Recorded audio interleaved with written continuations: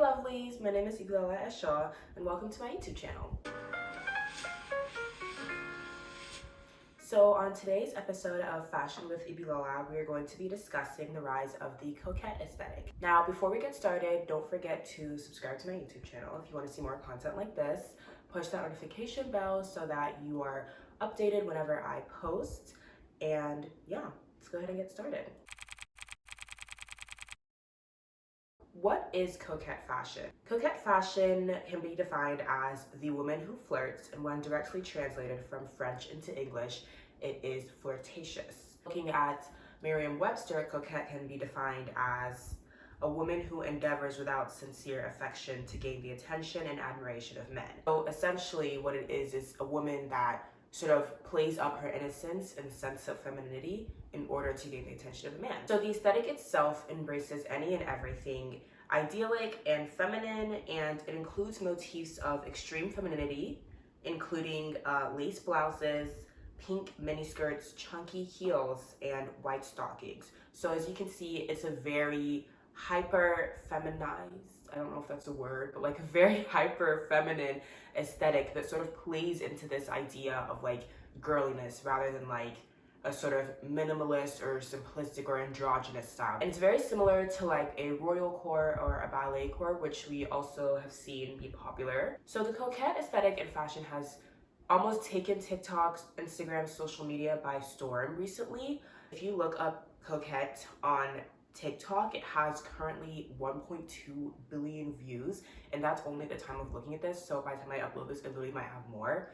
And looking it up on Instagram, just typing in like the hashtag coquette, all the different searches of like coquette aesthetic, coquette fashion, coquette girl, different languages, it has around 644.5K posts. So it's pretty popular, as you can see. I think it started gaining traction around, early 2021, and now it's becoming even more popular as we reach the middle of 2022. So let's take a look at the history of coquette. It can't really be traced back to a certain time period except for like now, because it's a relatively new aesthetic. However, it does take heavy inspirations from older early 2010s aesthetics such as Lolita and Nymphette fashion. And I have a picture here of Lolita fashion. This was super popular, early 2010s. Nymphette fashion I can't really show pictures of because it's a lot of NSFW content, but you guys can feel free to look it up. There's also heavy inspirations from certain figures such as Lana Del Rey. During her heyday, she was seen as sort of like the epitome of white female beauty, that sort of ultra feminine girl who wants a man to, control her, and she sort of played into that a lot in a lot of her music. And yeah, Marie Antoinette is also a really big inspiration, that like sense of royal court heavily influencing the coquette fashion.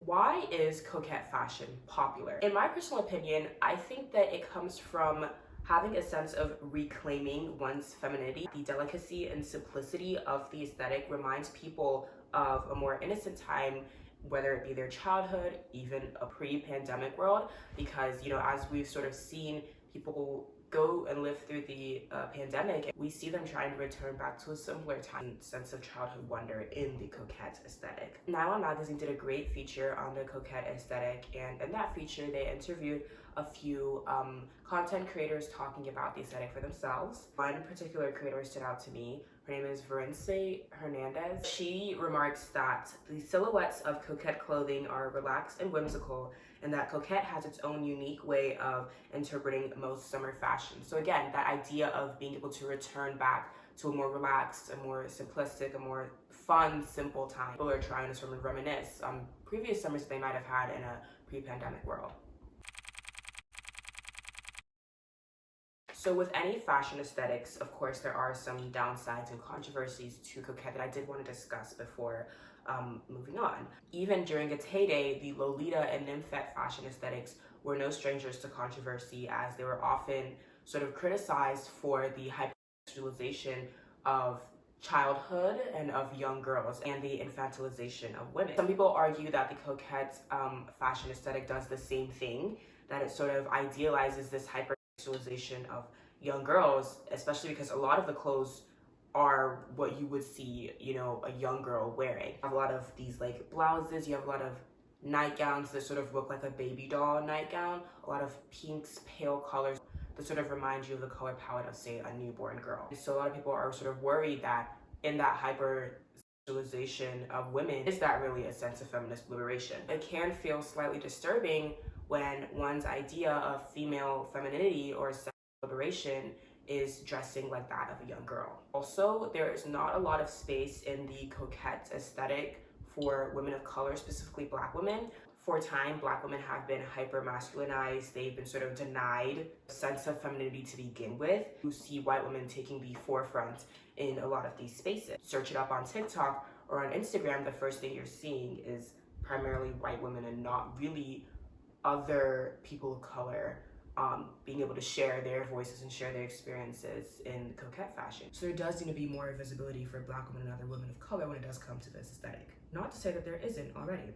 There are a few content creators here and there who do dedicate most of their pages to coquette aesthetic or the coquette fashion, and it's really refreshing to see people who look like me in these fields not only are Black but are dark-skinned women as well, who we do know receive the brunt of the hyper-masculinization.